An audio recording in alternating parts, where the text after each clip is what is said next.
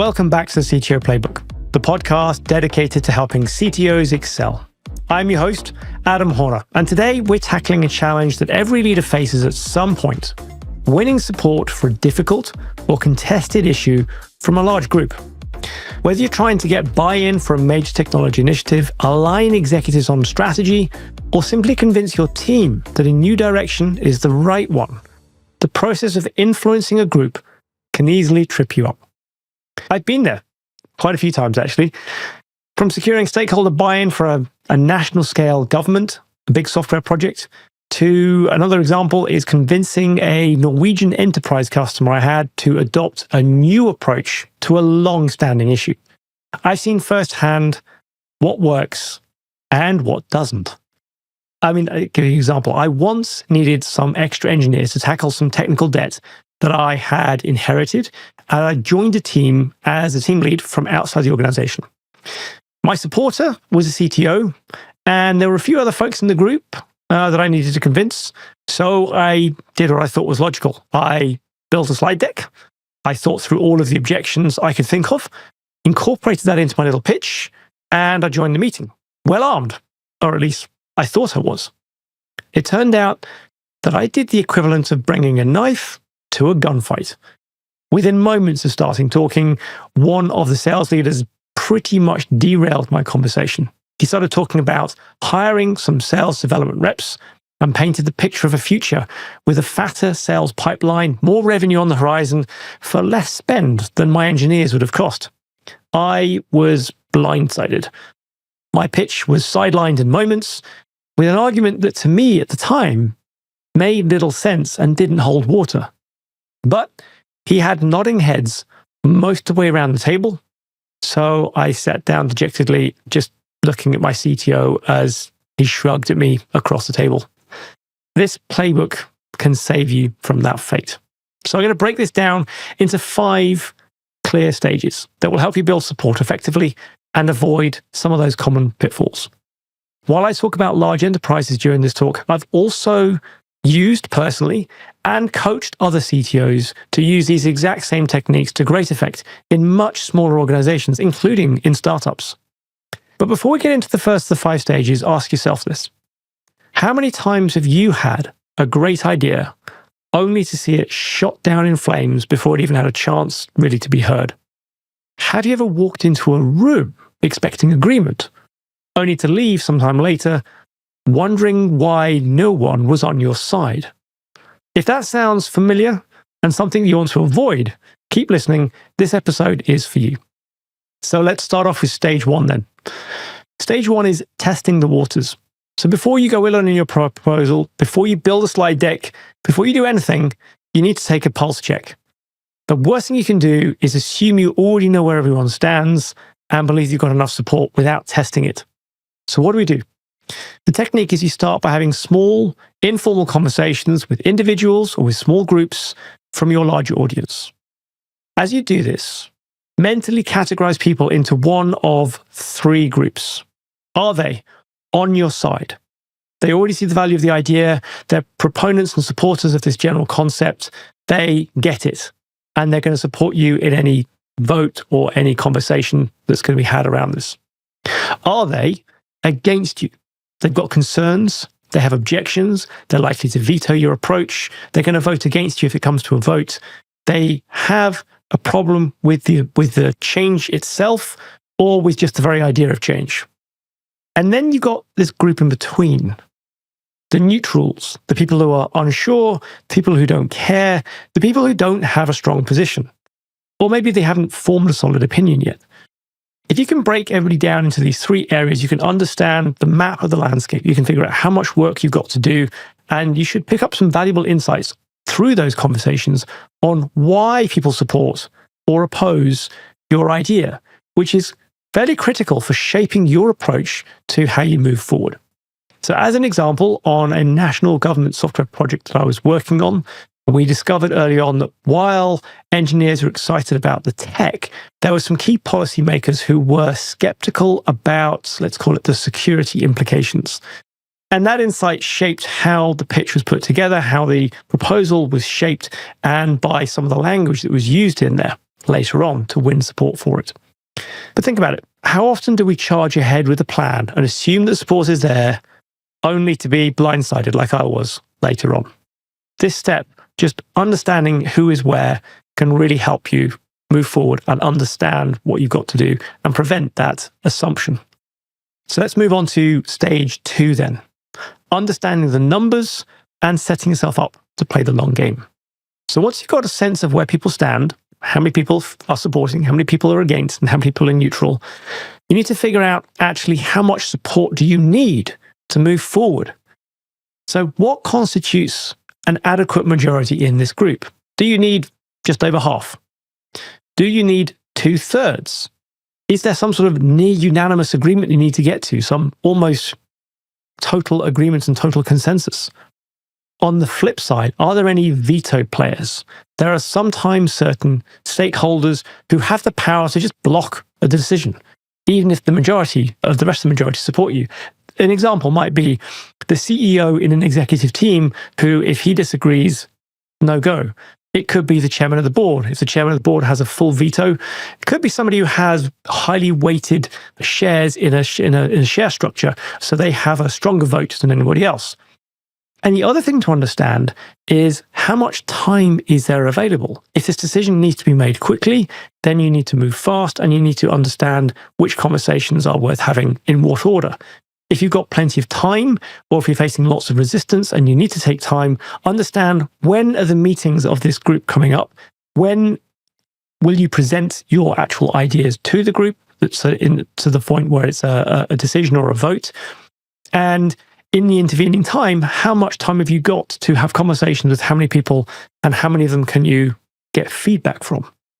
In the large government department project that I was working on, there wasn't a formal vote in that group, but the group did need to ensure that nobody had a strong objection to block the initiative. So the strategy there was to make sure there was nobody who was going to veto it. And that meant working for many months, actually, to ensure that the concerns around security were addressed and those things were neutralized before any sort of presentation on the way forward was made. Also, have you ever been in a situation where the loudest voice in the room seemed to hold more weight than the majority? Decision by decibel, as it's been called by some people. If you can understand the dynamic of a group, of a team, and the way that the room is set up, the way that the group communicates, sometimes you can use that to your advantage to help you either make sure you corner that person, talk to them first, make sure that when they talk in support of you, or making sure that other people talk and counterbalance that voice that's sometimes the loudest. Let's move on to stage 3 then. Stage 3 is taking those people who are supporting you and strengthening that support base. So strengthening your supporters. You can't win people over in one big speech. It can be done, but it takes real skill. If anybody has studied Shakespeare, and look, there's a wonderful speech in Julius Caesar made by Mark Antony, where he wins over an entire room of people.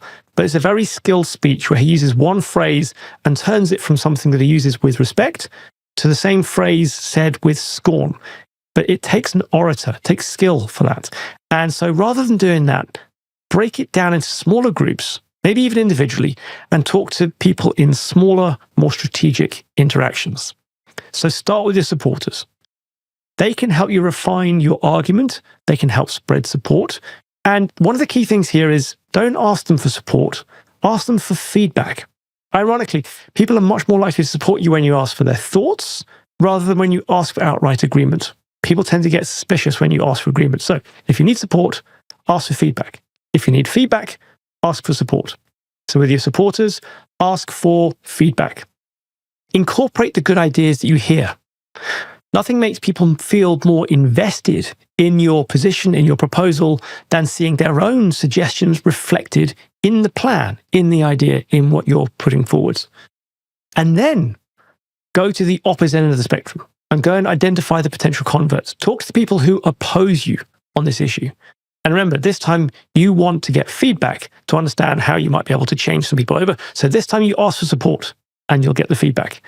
Get the feedback from them, understand the resistance. There might even be some people in there who are willing to shift their stance if their concerns are addressed or if their if they get to grips with the change and understand what the change means so that it's less intimidating, less scary, less strange to them. In the Norwegian enterprise deal that I worked on way back, I identified there was one key skeptic really. I found this person very early on. And instead of trying to just convince him, I asked for his support and got the feedback on how the plan could work better. And that enabled me to just make a couple of little shifts in what I was already planning to do. And that shift in dynamic ended up being quite strong. When others saw that I had converted his perspective over, that led him to being an advocate and led to some of the other people who had been neutral to being outright supporters. Some people hold a great degree of respect from others simply because of the amount of time they spent in the organization or because of how well connected they are across the organization. Don't underestimate that.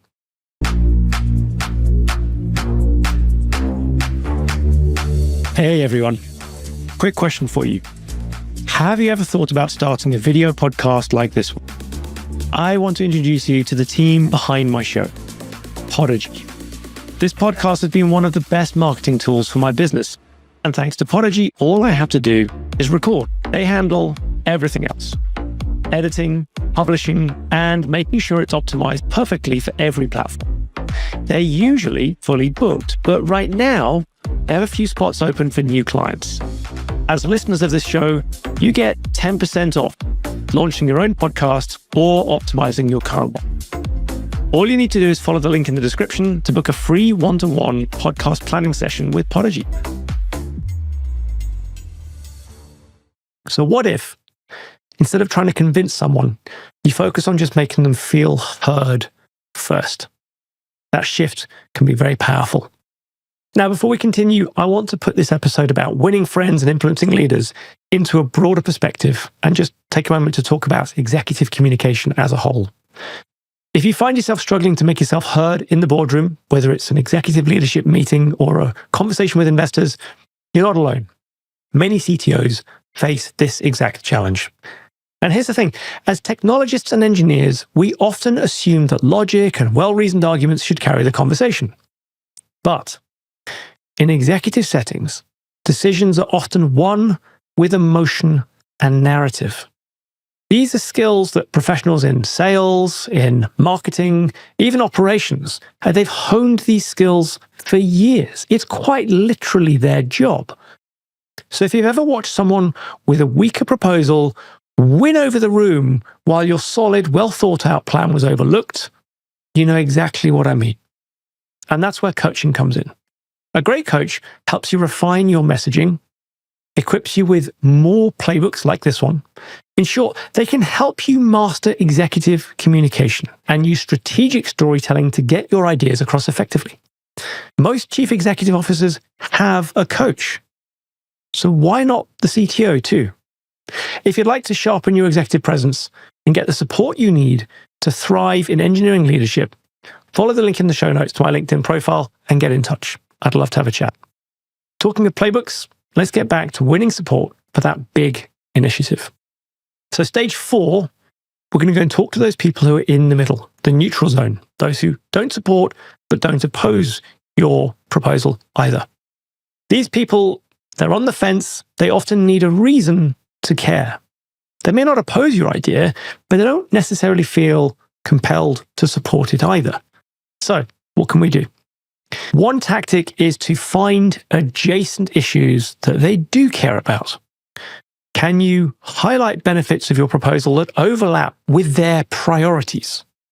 Sometimes just finding some little tiny change into what you're doing that allows somebody else to piggyback their big idea onto it can win a supporter from somebody who's neutral or not really bothered about what you're trying to put forward. In other words, it's a win-win situation if you can do that.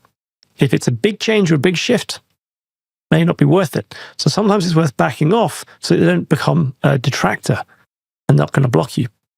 A lot of the times it helps if you frame what you're putting forward as an opportunity, not a battle. So instead of focusing on winning or losing, make it about collective progress, moving forward as a group. And then lastly, you can sometimes win over those people in the middle if you use the social proof that you already have. You have a bunch of supporters, and if you can if those key people in there, the people on the fence, in the middle, if they respect some of those key supporters and they're on board, sometimes it's easier for them to follow suit than it is to stay in the middle. Or sometimes you convince them that it's worth supporting because other people who have influence, who have built up that capital of trust, are supporting your initiative, then they can support it too. In the Norwegian deal that I was doing, I realized that one of the neutral stakeholders cared deeply about risk reduction. I reframed what I was planning to do to emphasize the solution and how it would reduce long-term operational risks. And that shift helped secure support from that person. How often do we ignore the neutral voices, assuming that they don't matter or won't have an impact?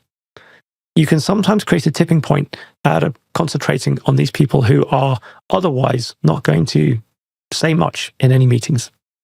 Stage 5 then, the presentation, the decision time. Let's make it into an action, not a decision. By this point, you've probably spoken to nearly everybody who's involved.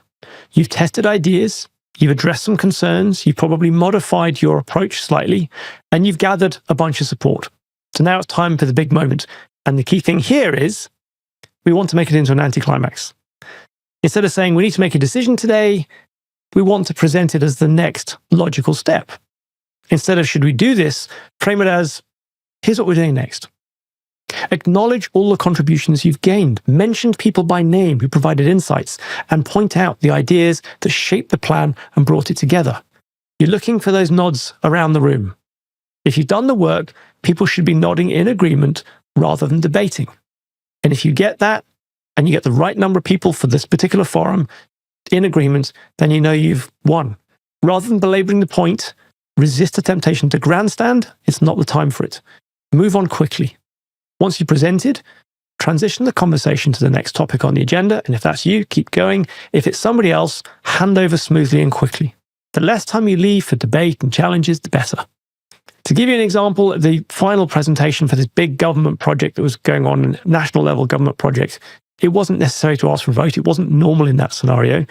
But the steps that were already started to be taken were outlined. The contributors were called out for the contributions that they had made, for the steps that they had incorporated into it. And that just confirmed that everybody was aligned. It was a smooth, uncontested rollout from there onwards, and the conversation moved on. And it ended up being a wonderful anticlimax. And that pretty much is exactly what you want. When was the last time you saw a decision meeting turn into a debate that went around in circles and ultimately went nowhere? If you can avoid that moment where the objections start coming forwards, conversations start coming out, then you can really help that. For recent times, we've had a lot of remote working.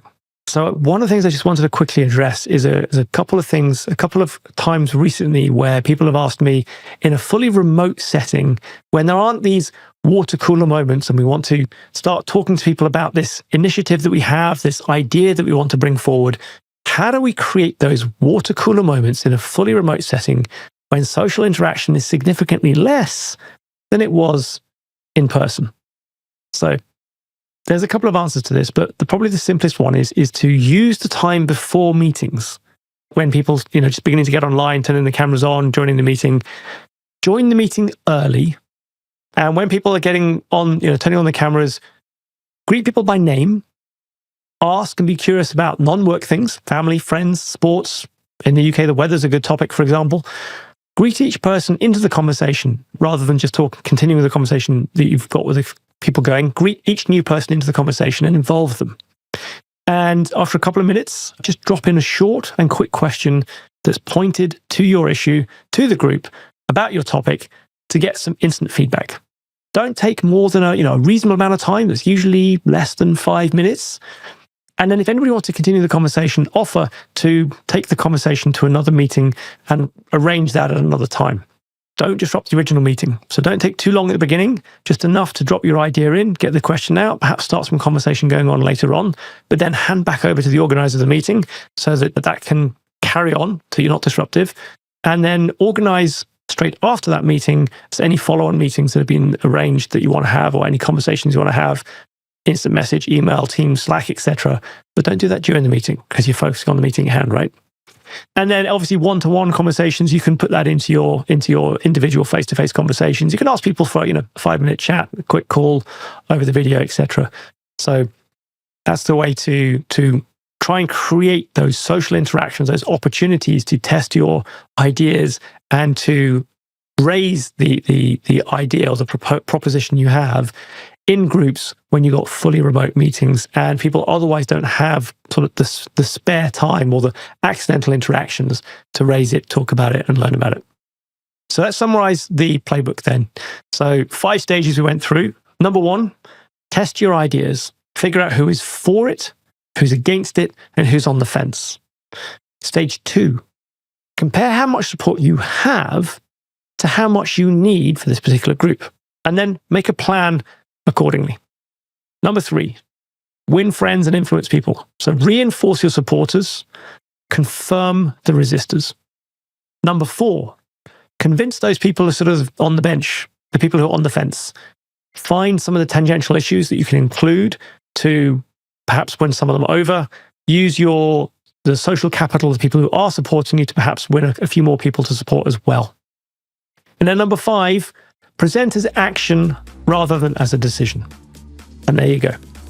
That's it for today's episode. I hope this resonated with you. I'd love to hear your thoughts on it. Until next time, folks, keep leading with impact. Thank you very much for listening all the way through to the end. Just before you go, I'd like to ask you for one thing in return for putting together all these episodes of the CTO Playbook podcast for you. Please leave a review. Wherever you're listening, whether that is Apple Podcasts or Spotify or whichever platform you're on, leaving a quick review will help more CTOs find the podcast and enable me to create more great episodes. Thank you for listening, and I'll see you on the next episode of the CTO Playbook.